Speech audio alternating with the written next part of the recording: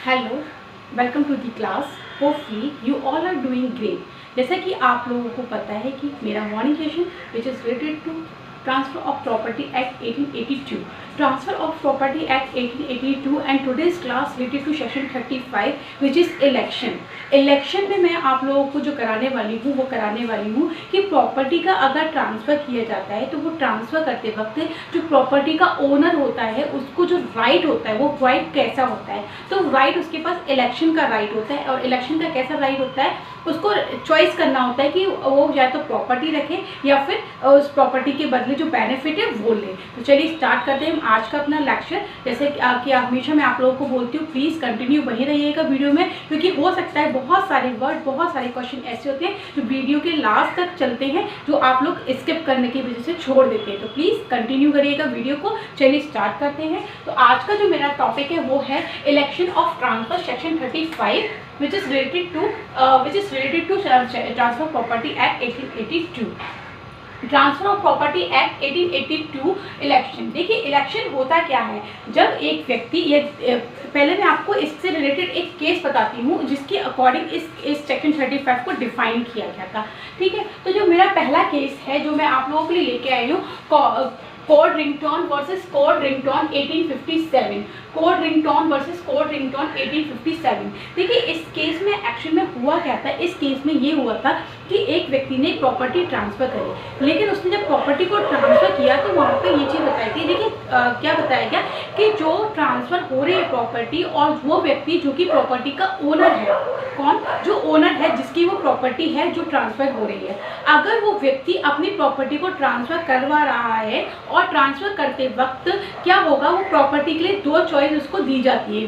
क्या कितनी चॉइस दी जाती है? दो चॉइस उसके पास होती है। क्या, या तो वो प्रॉपर्टी को अपने पास रखे और उसको ट्रांसफ़र करने से मना कर दे, मीन्स सेल आउट करने से मना कर दे, या वो प्रॉपर्टी को ट्रांसफ़र करे तो उसके बदले जो बेनिफिट, जो भी उसका प्रॉफिट आएगा वो उसको खुद ले ले। तो उसके पास चॉइस है। यहाँ पे क्या होता है, वो दोनों चीज़ों को नहीं रख सकता है। तो यहाँ पे जो निकल के आया वो रूल ऑफ इक्वालिटी निकल के आया। रूल ऑफ इक्वालिटी क्यों बोला गया इसको, क्योंकि यहाँ पे क्या देखा रहा है, ट्रांसफर जो कि प्रॉपर्टी को ट्रांसफ़र कर रहा है और जो ट्रांसफरी जो इसको प्रॉपर्टी ट्रांसफ़र हो रही है, तो दोनों के ही हितों को ध्यान में रखते हुए इस जो टॉपिक है इसको लाया गया, इलेक्शन को लेकर आया गया। ठीक है, तो ये जो केस मैंने आपको बताया कोडरिंगटन वर्सेस कोडरिंगटन 1856, तो इसमें बताया गया रूल ऑफ द इक्वालिटी, मतलब कि दोनों के लिए ही बराबर की चीज़ें होनी चाहिए। ऐसा ना हो कि प्रॉपर्टी को ट्रांसफ़र किया, बाद में डिनाई कर दी और डिनाई करने के बाद जो ट्रांसफ़र है उसके राइट जो है उसके डिस्ट्रॉय हो जाए और जो ट्रांसफरर है, जो ओनर है प्रॉपर्टी का, उसको बेनिफिट हो जाए। तो ऐसा नहीं होना चाहिए, इसलिए इस रूल को लेके आया गया। ठीक है, अब बात करते हैं इंडिया में इस रूल को जब लाया गया तो इसके लिए जो इम्पोर्टेंट केस जो निकल के आया वो है Dhanpati versus Devi Prasad of and others 1970। Dhanpati versus Devi Prasad and others 1970। इसमें देखिए क्या हुआ, इसमें इस केस, ये ही जो केस था ये लैंडमार्क केस बना, और इस केस के लैंडमार्क केस बनने का रीज़न क्या रहा, तीन बातें निकल के इस केस के थ्रू आई। क्या तीन बातें निकल के आई इस केस के थ्रू, देखिए बहुत ही तसल्ली से सुनिएगा, क्योंकि अगर ये तीन चीज़ आपको समझ में आती है तो आपको पूरा सेक्शन अच्छे से समझ में आ जाएगा। थ्री थिंग्स इसमें निकल के आई। फर्स्ट, अगर कोई प्रॉपर्टी, देखिए तीन लोग इसमें बताए गए, तीन चीज़ें क्या बताई गई। पहला क्या बताया गया, पहला बताया गया वो व्यक्ति जो कि प्रॉपर्टी को ट्रांसफ़र कर रहा है। देखिए अब तक हम जो पढ़ते थे वो क्या पढ़ते थे, जो प्रॉपर्टी ट्रांसफ़र करेगा वही ओनर होगा, लेकिन यहाँ पे थोड़ा सा अलग है। जो प्रॉपर्टी को ट्रांसफ़र कर रहा है वो ओनर नहीं है, वो सिर्फ एक ट्रांसफरर है, वो एक मीडिएटर है। ठीक है, जो प्रॉपर्टी को ट्रांसफ़र करा रहा है, फर्स्ट थिंग। सेकंड थिंग, वो व्यक्ति जिसकी प्रॉपर्टी ट्रांसफ़र हो रही है, हु इज़ ओनर। ठीक है, तो ओनर कौन होगा, ओनर वो व्यक्ति होगा जिसकी प्रॉपर्टी ट्रांसफ़र हो रही है। अब क्या हो रहा है, प्रॉपर्टी ट्रांसफ़र करा रहा है, ट्रांसफरर प्रॉपर्टी को ट्रांसफ़र करा रहा है, और किसकी प्रॉपर्टी ट्रांसफ़र करा रहा है, तो वो बी, यानी कि बी कौन, ओनर, जिसकी वो प्रॉपर्टी है उसको ट्रांसफ़र करा रहा है। ठीक है, दो चीज़ ट्रांसफ़र, दो लोग यहाँ पे आ गए।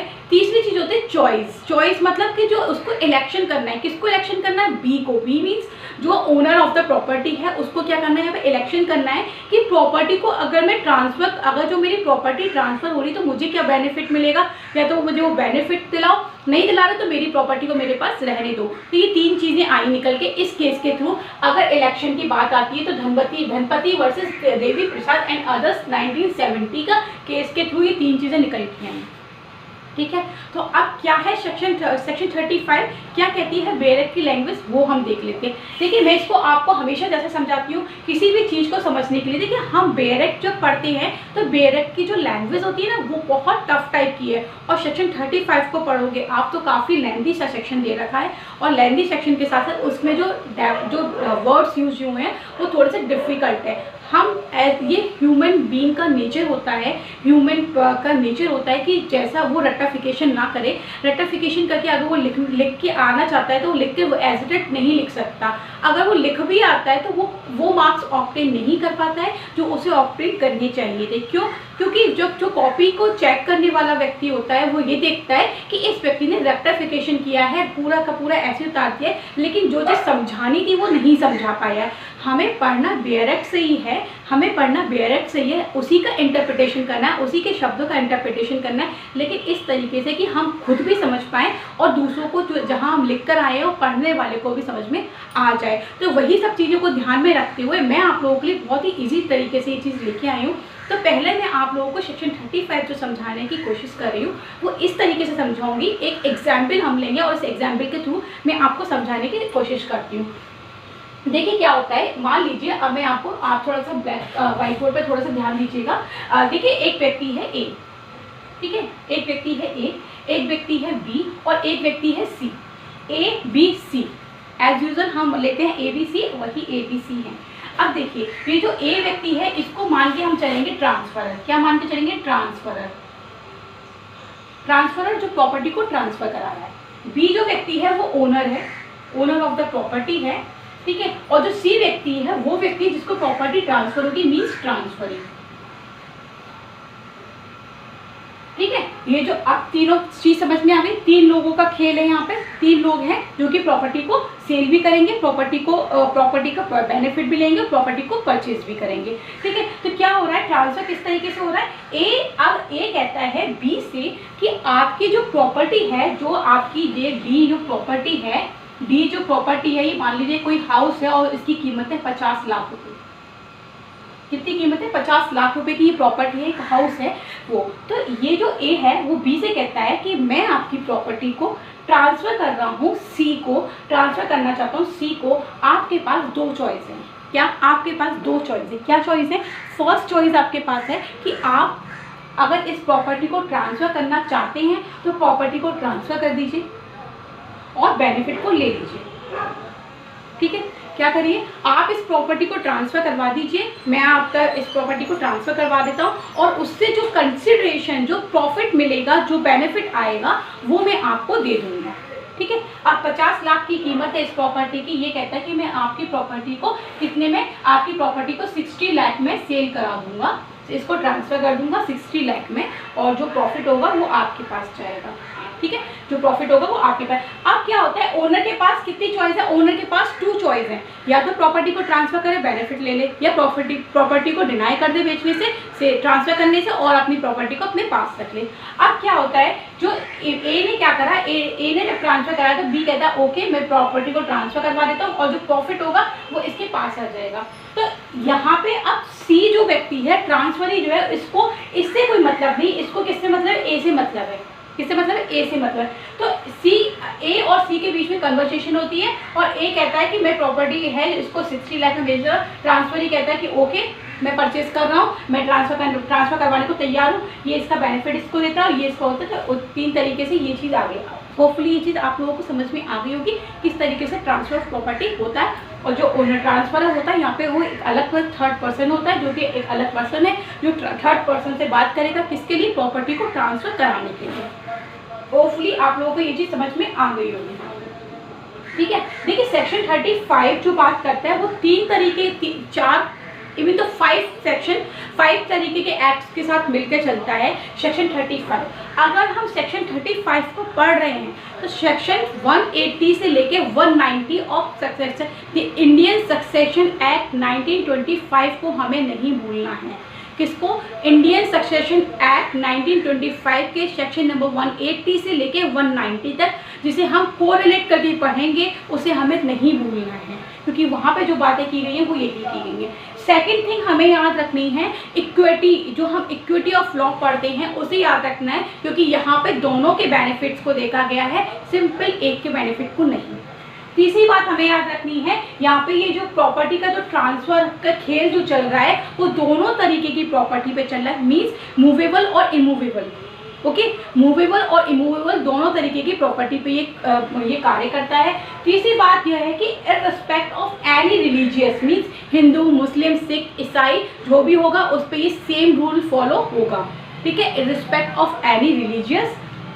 उसके बाद है all transaction are include in this, means चाहे वो डीड हो, चाहे वो किसी भी और तरीके से दिया गया हो, चाहे वो बिल बनाई गई हो, चाहे वो डीड बनाई गई हो, सब तरीके में ये election of rule of election apply होगा। ये चीज़ें आपको याद रखनी है, 5 थिंग्स हैं, जो 5 चीज़ें आपको हमेशा याद रखनी है, इन चीज़ों इन सब पे फॉलो होगा, ठीक है। अब आपको समझ में आ गया कि इलेक्शन होता क्या है, ठीक है, आपको समझ में आ गया कि कहाँ कहाँ लागू होगा, आपको समझ में आ गया कि ये किस तरीके से होगा और कब ये इंडिया में इसको किस केस से लाया गया। देखिए, अब जब आप बेयर एक्ट उठा के देखेंगे तो बेयर एक्ट उठा के देखने में आपको लगेगा कि ये क्या है, सब मैशअप सा हो रहा है। सब मैशअप सा क्या कि स्टार्टिंग के कुछ पैराग्राफ पढ़ेंगे तो उस ग्राफ में लिखा हुआ है कि इलेक्शन क्या होता है, वो आपको इजीली समझ में आ भी जाएगा, ठीक है। उसके बाद इन्होंने कुछ चीज़ों में बताया, क्या कुछ चीज़ों में इन्होंने बताया है कि कुछ चीज़ों में इन्होंने बताया कि जो ये पॉइंट्स हैं उनके अकॉर्डिंग बताया कि जो इसके कुछ एक्सेप्शन भी होंगे। अब वो एक्सेप्शंस कैसे होंगे वो चीज़ मैं आपको वो 10 पॉइंट्स में लेके आई हूँ।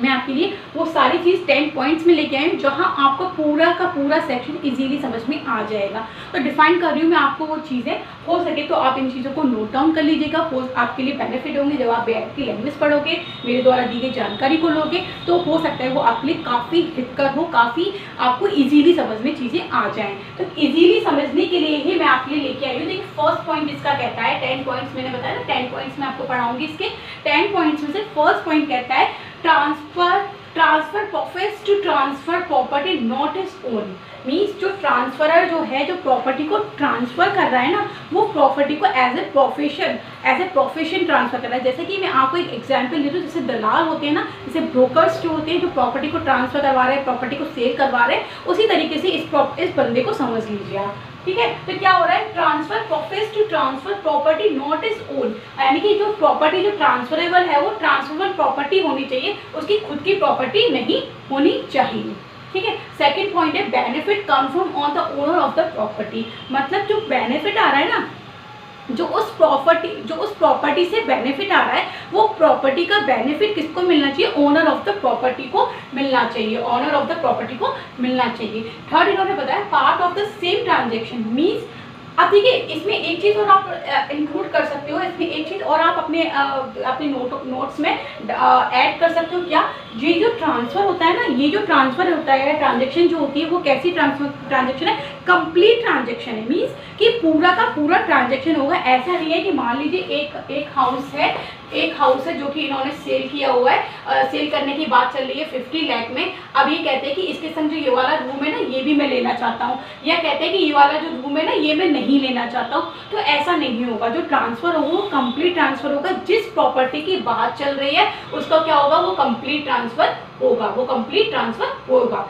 इतनी बात हमें देख के चलनी है, ठीक है। तो क्या कहा, part of the same transaction, मतलब कि पार्ट ऑफ द सेम यानी तो पूरा का पूरा ट्रांजेक्शन होना चाहिए। सेम ट्रांजेक्शन की बात हो रही है तो सेम ही पूरा आएगा उसमें। फिर हमने बताया fourth point, owner duty to elect. अब यहाँ पे ओनर की ड्यूटी क्या है, इलेक्ट करे, या तो प्रॉपर्टी को चुने या प्रॉपर्टी से आने वाले बेनिफिट को चुने। ये तो इजीली ये समझ में आ गया होगा आपको। फिर इन्होंने बताया इन सेम कैपेसिटी। अब इन्होंने इन सेम कैपेसिटी ये आप जो बेयर एक्ट उठाओगे उसमें थर्ड ग्राफ जब आप पढ़ोगे तो वहाँ आपको समझ में आएगा कि कैपेसिटी की बात यहाँ पे क्यों की जा रही है। देखिए, ओनर को क्या है, ओनर प्रॉपर्टी को क्या करेगा, जो ट्रांसफर प्रॉपर्टी हो रही है उस प्रॉपर्टी को अपने लिए देखेगा। अगर मुझे बेनिफिट हो रहा है तो मैं ठीक है, नहीं हो रहा है तो ठीक नहीं है।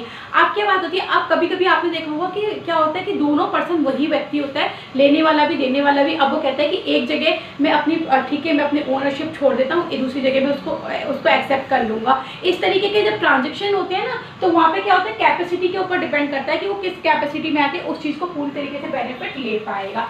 फिर उन्होंने बताया सेक्शन पॉइंट नंबर 6 में मैंने आपको बताया मोड ऑफ इलेक्शन।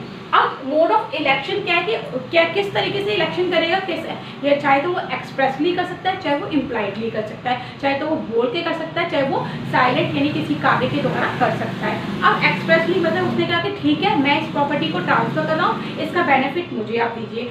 या वो ऐसे कह सकते हैं इम्प्लाइडली कि वो कुछ कह ही नहीं रहा है, कुछ भी बोल ही नहीं रहा है, वो शांति से बैठा हुआ है और इसका मतलब क्या समझाया जाएगा कि हाँ वो रेडी है, किस लिए, वो प्रॉपर्टी को सेल करने के लिए रेडी है। अगर वो बोलता है तो उसके द्वारा ठीक है वो चीज़ बता दी गई है, लेकिन अगर वो नहीं बोलता है, क्योंकि यहाँ पे एक कंडीशन बताई गई है, अगर व्यक्ति 2 साल तक कोई भी बात का जवाब नहीं देता है। अब इसका आप एक्सेप्शन सुनोगे, वो एक्सेप्शन क्या कहता है, अगर कोई व्यक्ति को प्रॉपर्टी का जो इनके बीच में जो कन्वर्सेशन हुआ, जो कॉन्ट्रैक्ट हुआ वो ठीक है, लेकिन जब उसको कंप्लीट कराने की बात आई, जब उसको इम्प्लीमेंट कराने की बात आई, जब उसको एग्जीक्यूट कराने की बात आई, तब वो कहता है किसी चीज़ का 1 साल बीत गया, 2 साल बीत गया, वो जवाब ही नहीं दे रहा है। ठीक है, ओनर जवाब नहीं दे रहा है, तो यहाँ पे क्या होगा, वो जो व्यक्ति होगा जिसके पास जो ट्रांसफरी है वो पूछेगा। अगर वो एक्सप्रेसली बोलता है तो ठीक है, अगर वो कोई भी जवाब नहीं देता तो उसका मतलब ये मान लिया जाएगा कि ये प्रॉपर्टी सेल करने के लिए या ट्रांसफर करने के लिए वो रेडी है। ठीक है, इसका मीन्स ये समझा जाएगा कि वो रेडी है। अब उन्होंने बताया कि रिक्वेशन टू इलेक्ट मैंने आपको बता दिया। इसके बाद उन्होंने बताया कि सस्पेंशन ऑफ इलेक्शन की बात यहाँ पे इसलिए बताई गई है, कभी कभी क्या होता है कि आपके बीच में कॉन्ट्रैक्ट हो गया, ठीक है, आपके बीच में कॉन्ट्रैक्ट हो गया कि मैं प्रॉपर्टी को सेल करूंगा, आपसे ट्रांसफरर ने कहा कि ये प्रॉपर्टी आपको सेल करनी है, ट्रांसफर ही रेडी है लेने के लिए, ट्रांसफर जो ओनर है वो सेल करने के लिए रेडी है। अब क्या होता है कि इस प्रॉपर्टी को ट्रांसफर करने का कॉन्ट्रैक्ट हो गया, लेकिन उसका एग्जीक्यूशन नहीं कराया गया, उस चीज़ को इम्प्लीमेंट नहीं कराया गया। तो क्या होता है यहाँ पे, अब मान लीजिए कि जब ट्रांसफरर को प्रॉपर्टी को ट्रांसफर कराना है, उस समय ओनर डिसेबल्ड हो जाता है, बीमार हो जाता है, कुछ हो जाता है, तो क्या होता है कि अगर वो ओनर डिसेबल्ड हो गया, बीमार हो गया, तो उस टाइम पीरियड को क्या कर देगा, सस्पेंस कर दिया जाएगा, उसको क्या कर देगा, उस टाइम पीरियड को हटा दिया जाएगा, उसके बाद से उससे पूछा जाएगा और उसके बाद टाइम की गणना करना शुरू किया जाएगा। तो इसी को कहते हैं सस्पेंशन ऑफ इलेक्शन।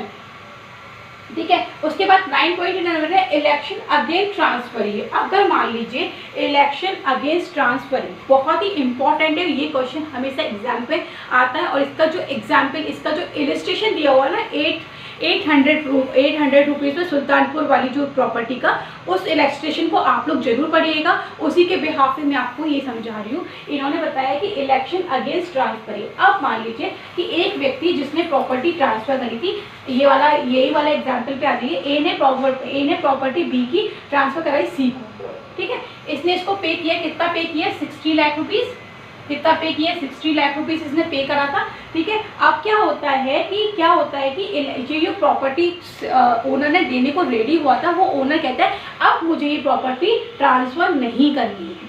क्या कहा इसने, अब मुझे ये प्रॉपर्टी ट्रांसफ़र नहीं करनी है। अच्छा देखिए, इसमें 2 कंडीशन आप लोग याद रखिएगा, 2 कंडीशन आप लोग क्या याद रखिएगा, इसमें क्या आएगा, एक तो होता है कि ट्रांसफ़र विद कंसिडरेशन और एक विदाउट कंसिडरेशन।